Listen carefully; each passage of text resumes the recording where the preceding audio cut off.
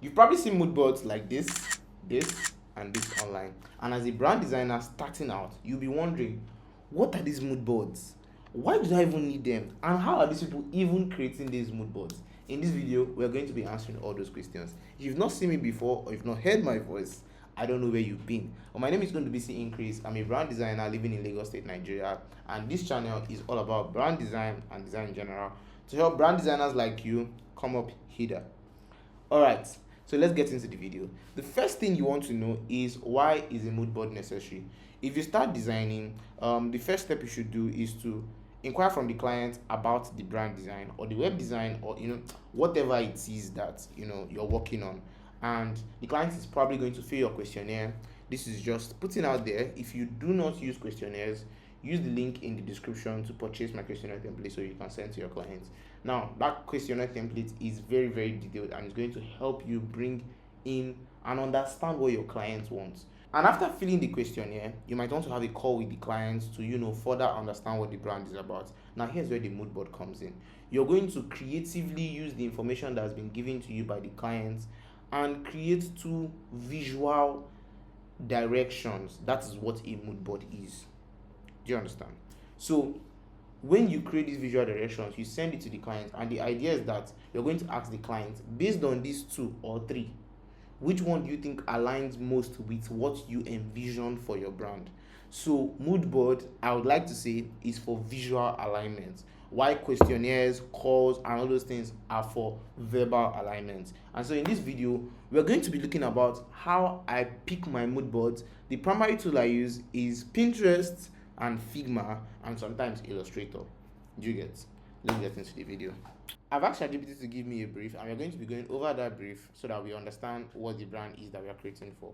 And so the name of the brand is the Lantern House. The overview is that the Lantern House is a modern community hub designed to bring people together through creativity, learning, wellness, and collaboration. It offers workshops, events, co-working spaces, and recreational activities for people of all ages. And so the objective is that you should create a brand identity that reimagines the traditional community center as a vibrant, inspiring, inclusive space where people can connect, grow, and belong. We're also going to look at target audience, young professionals, creatives, entrepreneurs, and those kind of stuff. So the brand personality, things like warm, welcoming, creative, optimistic, inclusive, forward thinking. This is good and amazing, and it was because it was ChatGPT that gave us this brief. Sometimes your clients might not want to fill the questionnaire, or they might not even have a brief to give you, especially if you work in like Nigeria or work with people of certain ages, and that your client is very busy and whatnot. Now, here's how I extract what I need to extract from the client to understand more about the brand, because it is very important. I learned these 5 questions from Michael Johnson. He owns the studio Johnson Banks. And so basically, these 5 questions are: what does the brand do? What makes them different? Who do they do it for? What do they value the most, and what is their personality? And according to him, and I've seen it work, that if you can understand these 5 things about a brand, you basically know a lot that you need to know. So the videos that you need to the calls that you need to have are deep things that you just need to know. But like on surface value, these are the most important things that you need to know about a brand. And so I imputed this to ChatGPT, and he gave me this. These things that you're going to see here now, they are not much different from this, because ChatGPT's brief was as detailed as it can be. So what does the brand do? The Lantern House is a modern community center that provides spaces, programs, and events. So this is basically, what does the brand do? So a 5-year-old, is it a service brand? Is it a product brand? What do they do? You get? What makes them different? It doesn't have to be something so esoteric. It can be something as simple as, what is different about us is that our founder went through this problem and he decided to solve this problem for other people.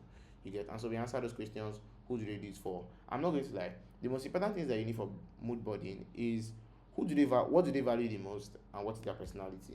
So I think it's even more of personality, because the personality helps you define what kind of visuals you're going to do. Another thing is, who do they do it for? Because you also want to understand the target audience. So the target audience are young professionals, creatives, students, families, local residents looking for a place to connect, learn new skills and be a part of a new thriving community. So this makes you understand that it's a kind of community something. You get their personality tells you that is warm, welcoming, optimistic, creative, progressive, community driven, and approachable. You get. And so we're going to be heading on to Pinterest. And so I've already started off the brand process. The name of the brand is what? Lantern House. And so here's what I do when I surf the web on Pinterest. I can come here and search community center brand. I start with that. This is like me starting off very easy and soft and very generic. You get. So what I do is, if I like a brand or if I like something, also I forgot to tell you guys something. So when you're doing a mood board, there are three basic things you're looking for, and they are images, typography, and packaging. Don't go ahead of yourself. So long as it's a brand identity design project, at most you are looking for these three things. Then maybe or may not be looking for logo or illustration. And this is weird coming from me, because some people feel like logo is the most important thing. It is, but you need to see typography, you need to see images, and you need to see the brand in the real world.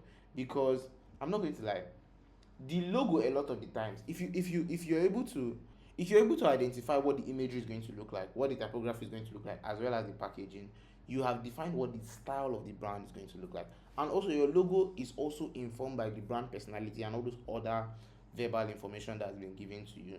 Do you get? So yeah, I'm not saying don't look for logo, I'm just saying it's not that important. In case you don't have a mood board that has a lot of logos, you're still fine. Yeah. So let's go inside Pinterest, and here's what you're going to do.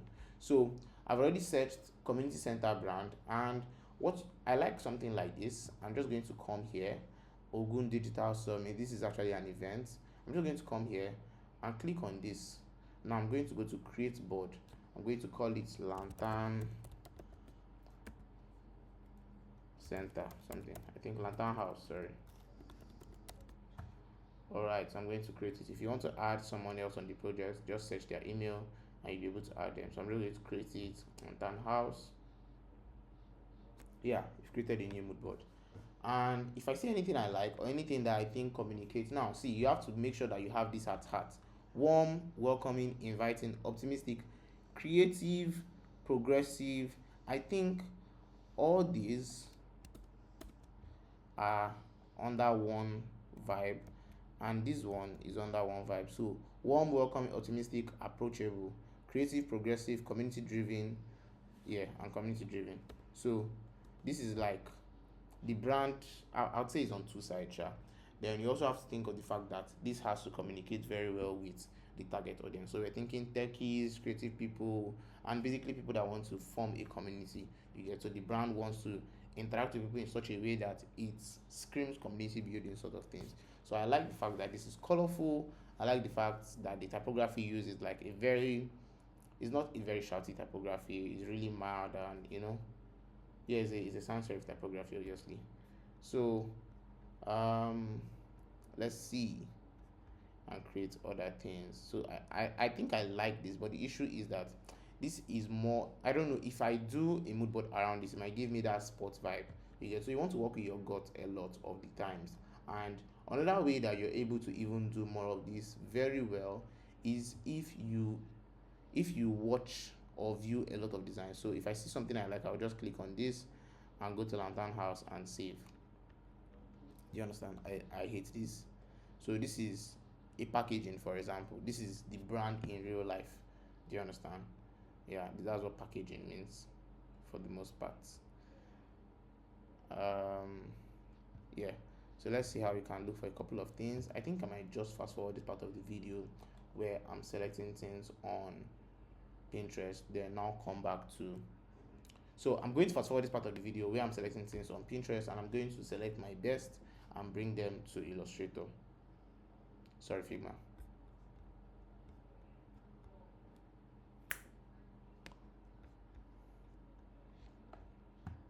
Watch it.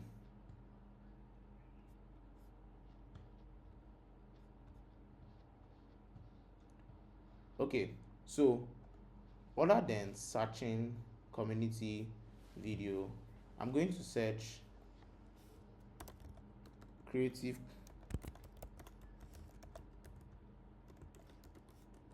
creative community. Okay, so you want to make sure that you're searching things that you notice this stuff also appeared here and it has already been saved. I think I like this as well.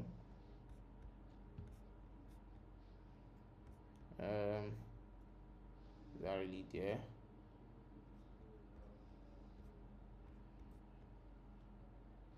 I think I like this because it really communicates that same vibe like the other one was giving me.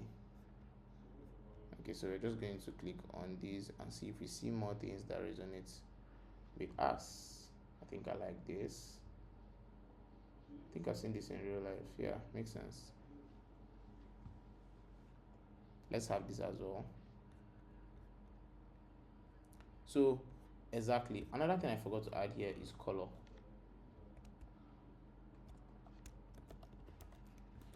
So yeah, color is the fourth most important things that you need. So let's go back. I'm seeing a lot of images and it's sort of like wandering off the idea. I like this coily stuff.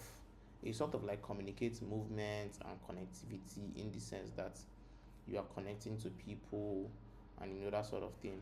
But I want it to give me like in the direction of the color that I'm already using. Yeah, so I still want to maintain like the plain background kind of vibe, nothing too spooky. And to be very honest, you don't need a lot of things for this your mood board to form. If you have at least 6 images, you could actually create a mood board with that. Do you understand? So let's go with tech community and let's see what we can get from that. I like the fact that this image is showing up everywhere, especially because we collected it. I like this, but I think we can explore this for like a second mood board style where like we're thinking sort of like I don't know the name of this kind of design style, but like are you seeing the consistency in this and this? You get so that's why you give your client 2 options. You see the consistency in this as well. Yeah, you see the consistency in this as well. I don't know, I might be tilting towards something else. So let's just keep on saving each and every one of them that I'm seeing. And maybe we can actually get something out of that. So I'm just going to go back. Okay, so I think it's now becoming more educational and not necessarily staying in the creative angle of things, but I think this works with this second mood board style that we are going for. So you don't want to be too rigid or try to force yourself to doing one thing in this style. You want to be as dynamic as much as possible. Sorry, I didn't make a rest. Watch it. Whoa, your eye don't red, bro. Okay, it's glued on dirty.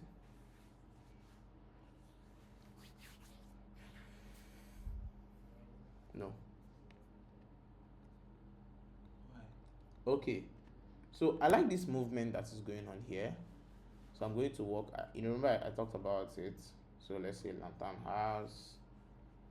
Yeah, I think I like I don't like the image inside, but I like the way it is being used.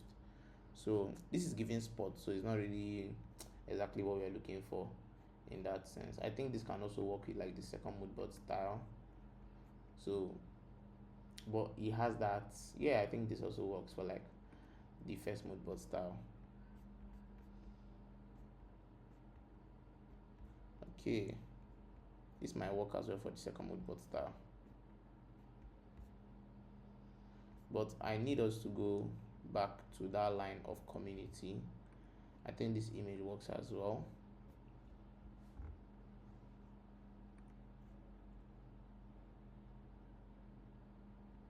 There is something that makes me come into your friend. So I'm thinking more of this than that other one there. You get? So yeah, I think I like this as well. These images really communicate the vibe. This one as well. So yeah, that's what we have for now, and we're going to go to where it's saved on our Pinterest. So we're going to go to saved, and we see that we have like 20 pins already on lantern. So when you now look at it holistically, you see how that you've created something that is probably seamless. You get? So let's see. What we're going to do is try and copy, come here to paste. So we're going to do this for all of them, and that is like really stressful. So I'm just going to fast forward. All right, so we're just going to put it together. We want a situation whereby you can see all of our images, and yeah. So what you're going to do now, this is like the sorting phase. You might have thought that the other one we were doing was sorting phase, but no, this is where you like put all the images together, and now you want to sort it out and bring something that works. So I'm just going to be putting together the ones that look alike. This is me showing you like process in like a very detailed way. So we're just going to be putting the images that look alike, and in terms of colors most especially, because we've basically dealt with the issue of what did they call this, of style for the most part. So yeah, we're just going to put them together in terms of color, mostly the ones that are aligned, the ones that have the same sort of like style. And as we do this, we realize that we have 3 mood boards already, and that is a normal thing that happens when you are playing and having fun with this stuff, you get. So you want to put it in terms of like the ones that look alike. Don't feel pressured, don't yeah, I think we've done a good thing with what we've gotten here. I'm seeing sort of like, yeah, so there's this one with multicolors. So now see, you want to pick out the most I don't think I like that blue per se. I don't think this one works as well. So yeah, let's just remove it. I think most of our colors are going to come from this image and this. So I'm saying like a use of these colors, and I'm just going to point them out. Yeah, I think this is this for this. Then coming to this place, obviously we've seen a lot of blues, and I think I see this tone of blue, you get. So this is a different style, and this one is basically more of purple. I like what purple does with like when it comes to community and intimacy. Yeah, so it depends on the vibe, but I don't know, it's giving me kind of like a woman, like something that is limited to just females, which is not necessarily what we were going for. Yeah, so you've been able to gather like 3 mood boards. So what you want to do now is to take it to, if you have a mood board template that you use to send to your client, just put it there and send it over to your client. So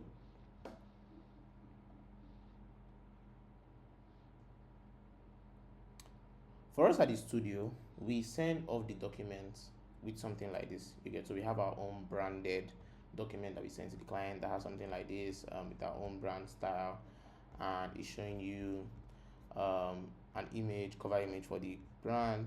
So we're defining what the brand does, basically those 5 things that we talked about, you get. So we now come down here to talk about the competitors of the brand. This is like research that has been carried out by team members. Then we're going to put it together. So we're going to have a mood board rationale. I think ChatGPT can help you with this, but it's basically not supposed to be hard, because what you're doing is converting what has been written and what has been said into text. Do you understand? So then we're going to come here, put the first mood board. This is the mood board that we have created previously for your clients, and this is the second mood board. Do you understand? So put it together and send it. I have a mood board template. It doesn't look exactly like this, but I think it works even more effectively. So just use the link in the description, go to my seller link and pick it off the shop. So that's that for mood board. I don't think there's anything I didn't touch in this tutorial. If you do this, I think you create amazing mood boards.